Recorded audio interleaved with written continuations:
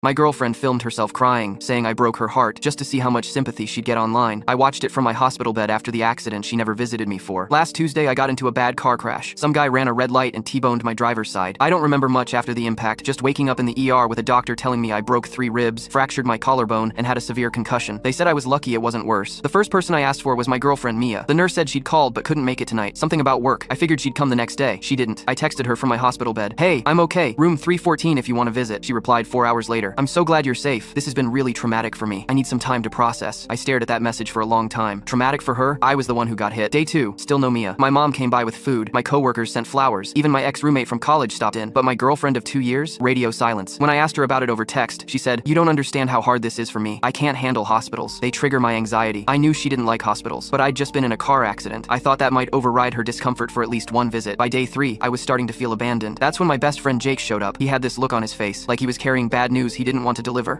"What's wrong?" I asked immediately. He sat down, pulled out his phone, and handed it to me without a word. It was a TikTok, Mia's account. The video had been posted yesterday. She was sitting on our couch, the one we picked out together at IKEA. Her makeup was smeared, mascara running down her cheeks. The caption read, "When the person you love most breaks your heart." I unmuted it. "I don't even know how to say this," she sobbed into the camera. "The man I thought I'd spend my life with has completely abandoned me during the hardest time of my life. I've never felt so alone." My hands started shaking. I was literally in a hospital bed. Jake reached over and scrolled down. There's more. 6 more videos, all posted in the last 2 days. In one, she talked about how I'd become emotionally unavailable after the accident, how I wasn't there for her anymore. The comments were brutal. Thousands of people calling me selfish, heartless, a waste of space. Another video showed her packing a bag, tissues scattered around her. "Sometimes you have to walk away from people who don't value you," she said, voice breaking. The caption, "Choosing myself for once." In another, she was at a coffee shop with her friends. They were hugging her, telling her she deserved better. She looked directly at the camera and said, "I gave him everything, and this is how he repays me. I felt sick, not from my injuries, from this." The worst one was posted that morning. She was at brunch, smiling, mimosas on the table. Her friends were laughing in the background. The caption, "Healing starts when you put yourself first, number, self-love, number, moving on." She looked happy, genuinely happy. I scrolled through the comments. Over 12,000 on the first video alone. People were tagging their friends, saying things like, "This is why I have trust issues," and "Men are trash." Some were even asking for her Venmo to send her money for emotional support. Jake took his phone back. "I'm sorry, man. I thought you should know. I didn't say anything for a while. I just sat there, staring at the IV in my arm, trying to process what I'd just seen." Finally, I picked up my phone and texted her. I saw the videos. The message showed as read immediately. 3 dots appeared, then disappeared. No explanation, no apology, just gone. I called Jake. "Back over. Can you help me get discharged early? I don't want to be here anymore." He didn't ask questions, just nodded and went to find a nurse. 2 hours later, I was in his car with a bag of prescriptions and discharge papers. He drove me to his apartment, helped me up the stairs, and set me up on his couch. "You're staying here as long as you need," he said. I turned off my phone. I didn't want to know what story she was telling next. I didn't want to see how many people believed her. I didn't want to watch her play the victim while I was the one who almost died. Jake ordered pizza. We didn't talk about Mia. We just watched bad movies until I fell asleep. When I woke up the next morning, my phone was still off, and I decided it was going to stay that way.